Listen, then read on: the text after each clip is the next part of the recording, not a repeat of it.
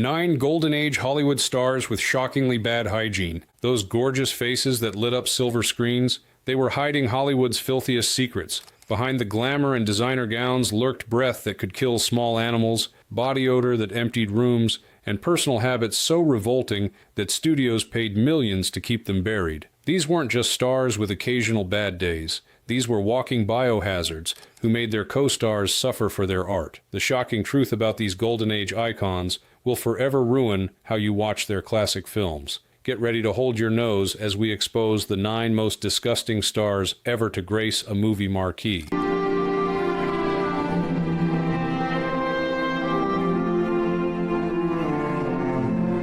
1. Clark Gable, the king of halitosis. Clark Gable, Hollywood's ultimate heartthrob whose smile made women faint worldwide, but his leading ladies weren't swooning from desire. They were fighting not to vomit. Behind that famous mustache lurked a rotting horror show. Gable wore full dentures by age 32, not partial, full, thanks to a gum infection so catastrophic his teeth practically jumped out of his skull to escape. The resulting mouth rot created breath so toxic it should have come with a hazard warning. Vivien Leigh needed smelling salts between takes on Gone with the Wind. During their famous kiss scenes, she later confessed to mentally going somewhere else like victims of torture. But Loretta Young got it worst on Call of the Wild, where she reportedly vomited after a kissing scene and told her assistant, "Kissing Clark is like French kissing a corpse that's been pickled in vinegar." One cameraman described the experience of filming Gable in close-up. It was like pointing your camera into the devil's asshole after a chili cook-off. Studios deployed industrial-strength solutions, with MGM reportedly creating a dedicated Gable Breath emergency kit containing mouthwash, mints, and actual nose plugs for crew members filming in confined spaces. None of it worked. His dentures, rarely cleaned and poorly fitted, trapped food particles that decomposed into what one gaffer called a stench that could strip wallpaper. As one studio insider brutally put it, they called him a gentleman until they got close enough to smell the truth. Then they called him, "Oh God, not again." The next time you watch Gable's romantic scenes, remember you're witnessing Hollywood's greatest special effect. Women looking love-struck while being blasted with breath that could kill houseplants at 20 paces. Anyway, I'm thinking more. It's good for you, Bob. 2. Marlon Brando, the human garbage barge. Marlon Brando revolutionized acting while simultaneously revolutionizing new frontiers in human stink. The man who mumbled, the horror in Apocalypse Now, was actually describing his own personal hygiene. Brando didn't just occasionally skip showers, he treated cleanliness like it had personally insulted his mother. He routinely arrived on sets having not bathed for days, wearing clothes so ripe they could have qualified for their own ZIP code. One on the waterfront crew member said, Brando's costume smelled like low tide at a fish market during a garbage strike. His grossest habit? Deliberately sabotaging intimate scenes by weaponizing his own filth. On Last Tango in Paris, he reportedly ate copious amounts of blue cheese and refused to brush his teeth before filming with Maria Schneider. During the Missouri breaks, he wore the same underwear for the entire 3-month shoot, proudly announcing this achievement at rap parties. By the time he filmed Apocalypse Now,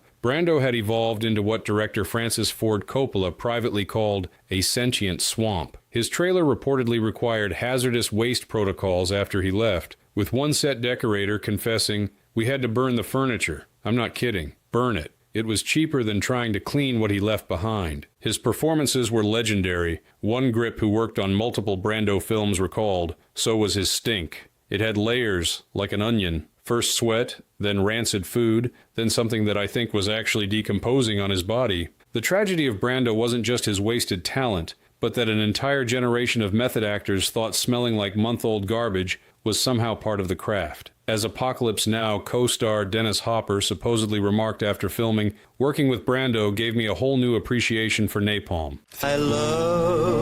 3. Steve McQueen, oil slick in human form. Steve McQueen, the king of cool, should have been called the emperor of eau de grease trap. Hollywood's rebel icon treated personal hygiene as just another rule to break, creating a stench that was anything but cool. McQueen's obsession with motorcycles and race cars extended to smelling exactly like them. He'd show up to romantic scenes covered in engine grease, transmission fluid, and what one makeup artist called a funk so thick you could have spread it on toast. Rather than showering between working on his vehicles and filming, McQueen would perform what co-stars called the pit stop special, wiping his armpits with paper towels, splashing cologne on top of dirt, and declaring himself camera ready. He'd wipe his armpits with paper towels, then go right back to filming, recalled one horrified set assistant. But the paper towels just moved the stink around, like trying to clean up an oil spill with a cocktail napkin. The irony that still haunts Hollywood, McQueen was fanatical about cleaning his cars and motorcycles,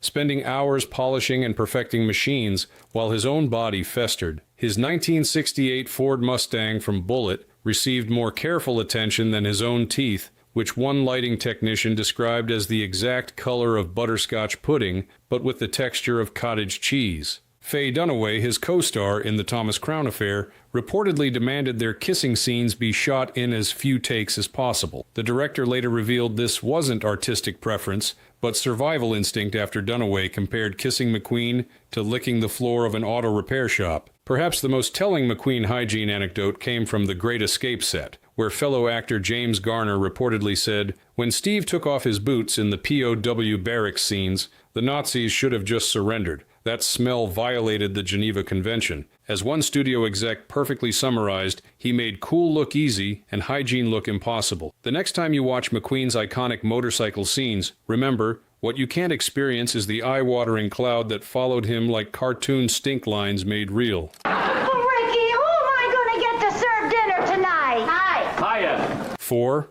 Tallulah Bankhead, the proud queen of filth. Tallulah Bankhead didn't just break social norms. She dragged them through dirt and then rolled around in them. Unlike stars who hid their filthy habits, Bankhead flaunted hers like badges of honor in a crusade against basic cleanliness. "I never wash.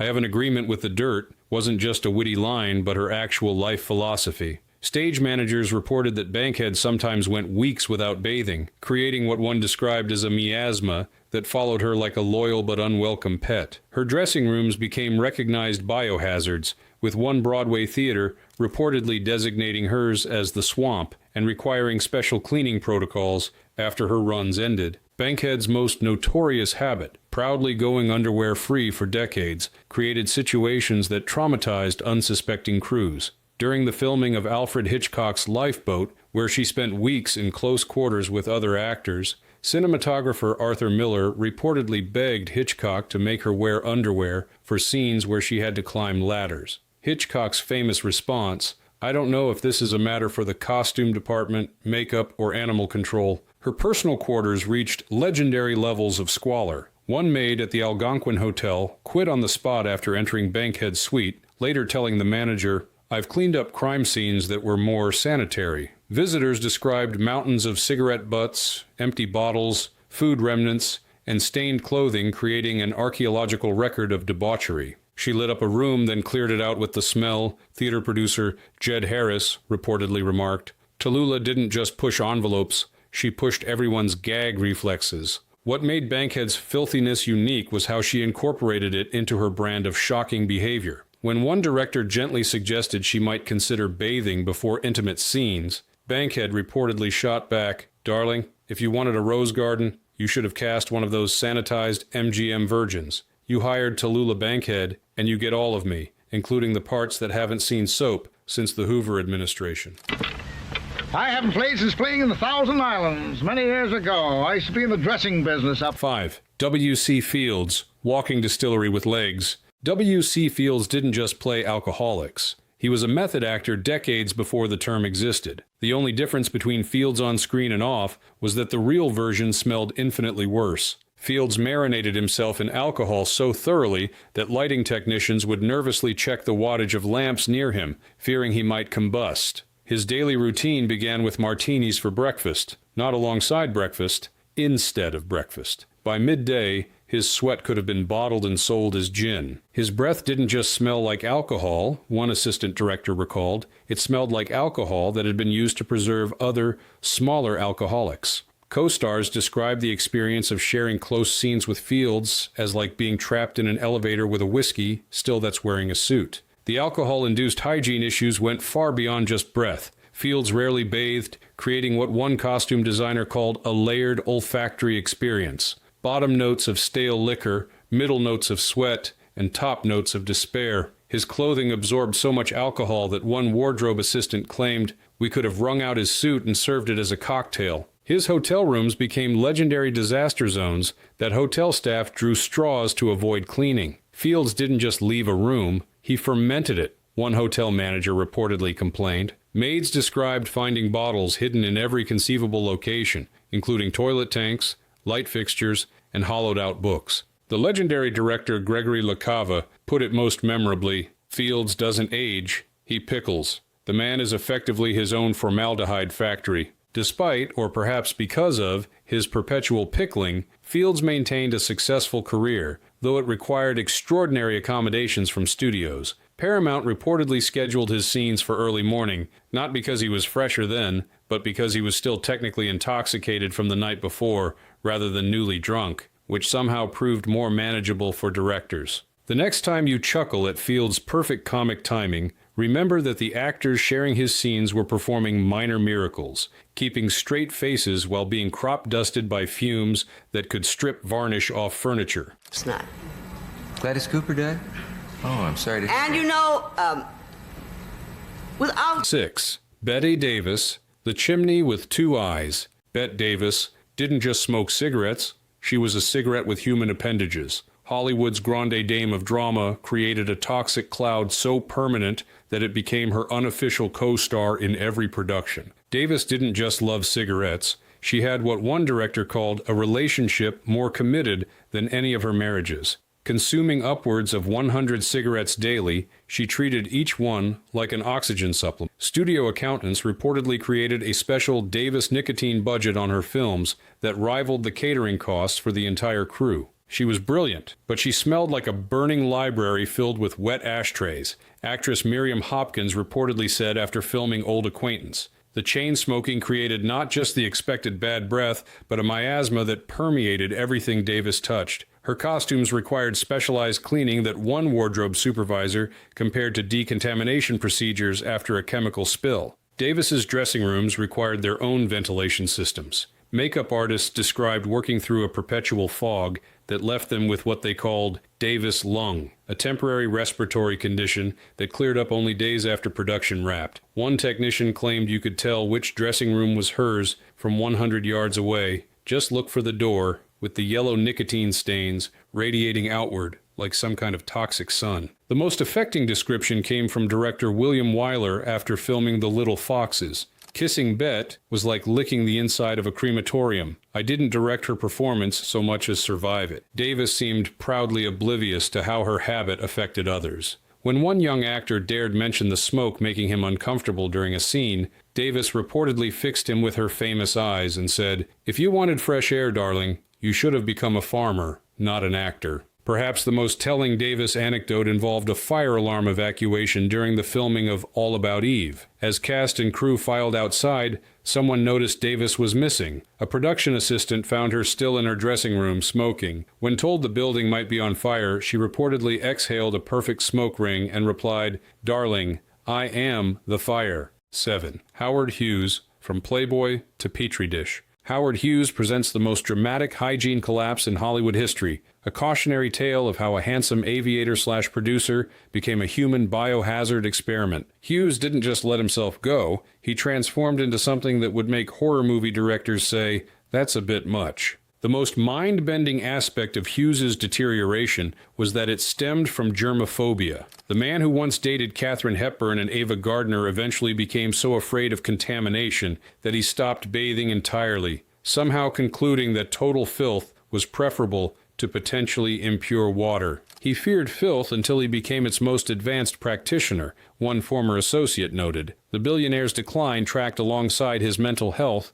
creating a perfect storm of wealth and illness that enabled horrifying conditions no ordinary person could sustain. In his final years, Hughes developed hygiene rituals that read like rejected Saw movie plots. He stored his urine in meticulously labeled mason jars. He went months without cutting his fingernails, which grew into yellowed talons that curled inward toward his palms. His hair and beard grew wild and matted with food debris. Most disturbing, he would sit naked in his germ-free zone, a recliner centered in a room where he used tissues to touch anything, then discarded them on the floor, until they formed what one horrified attendant called a snow globe of human decay. Former employees described entering his sealed environments as stepping into a corpse that was somehow still breathing. The smell became so distinctive that staffers reportedly could tell which room Hughes had occupied even months after he'd left, as the odor had penetrated the very walls. The ultimate irony. This man who produced Hell's Angels and set aviation records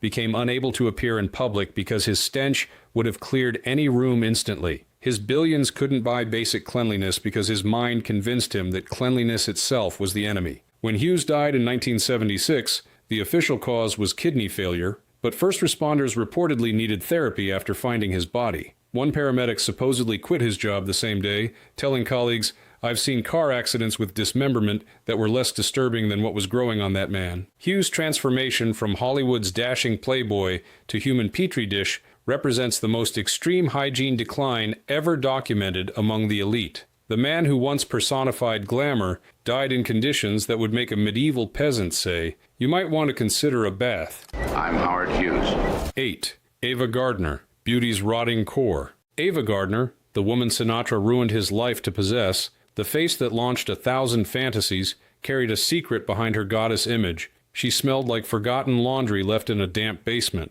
While her luminous beauty dazzled on screen, Gardner maintained hygiene habits that one MGM makeup artist described as somewhere between college bachelor and feral cat. Despite having access to Hollywood's finest grooming resources, Gardner approached personal cleanliness with what colleagues called aggressive indifference. Her most notorious neglect involved dental hygiene. She rarely brushed her teeth, confided a makeup artist who worked on multiple Gardner films. "We developed a whole system. Mints hidden on set, strategic mouthwash moments between takes, and camera angles specifically chosen to keep leading men upwind." One leading man reportedly described kissing Gardner as like tongue diving into yesterday's dinner. Rather than regular bathing, Gardner preferred to layer expensive French perfume over her natural scent, creating what one director called olfactory warfare, the smell equivalent of putting a designer dress over mud-caked undergarments. The combination of body odor, cigarette smoke, and heavy perfume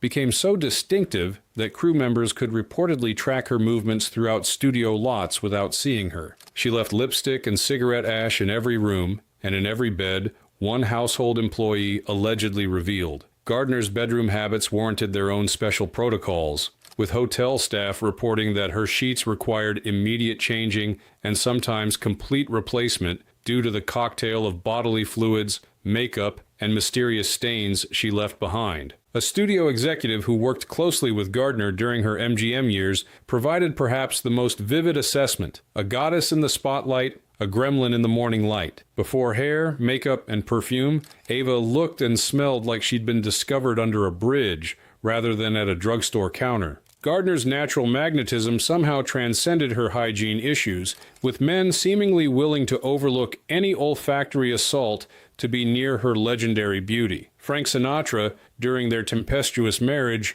reportedly installed multiple showers in their home in a subtle campaign to encourage more frequent bathing, a campaign that apparently failed spectacularly. As one director supposedly remarked after a particularly challenging day on set, "Ava's beauty is the perfect crime. It's so distracting, you don't notice you're being poisoned by everything else about her." Oh, I don't know. He's not a very good actor on stage.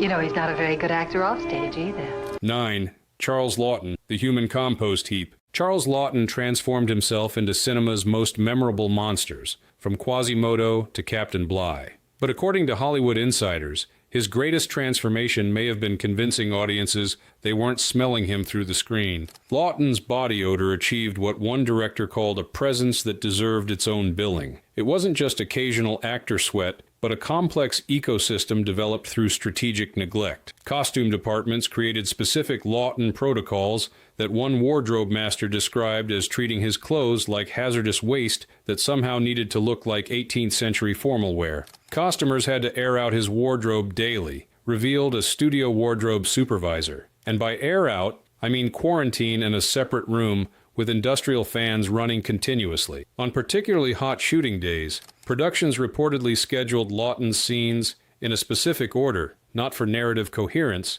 but to minimize the number of costume changes required, as each new outfit would be immediately contaminated. What made Lawton's hygiene issues particularly challenging was his physically demanding acting style. Known for fully embodying his characters, Lawton would throw himself into performances with total commitment, working up what one lighting technician called a lather that would make a racehorse look mildly dewy. This perspiration, combined with his baseline aroma, created what Alfred Hitchcock reportedly described as a sensory experience that makes suspense seem pleasant by comparison. Despite these challenges, directors tolerated Lawton's olfactory assault because of his unparalleled talent. The legendary Billy Wilder supposedly instructed his cinematographer on witness for the prosecution. If you smell something terrible, keep rolling. That's just Charles reaching his emotional peak. Co-stars developed coping mechanisms that verged on performance art themselves. Marlene Dietrich, while filming Witness for the prosecution, reportedly kept smelling salts hidden in her costume and would discreetly use them between takes. She later told a friend, "I wasn't acting surprise in our scenes together. I was acting consciousness." A stage manager who worked with Lawton in theater provided perhaps the most memorable assessment. He could memorize a Shakespeare monologue overnight, but apparently couldn't memorize the location of his bathtub for decades. The fact that Lawton's wife, Elsa Lanchester, stayed married to him from 1929 until his death in 1962 has been cited by historians as either history's greatest love story or evidence of anosmia.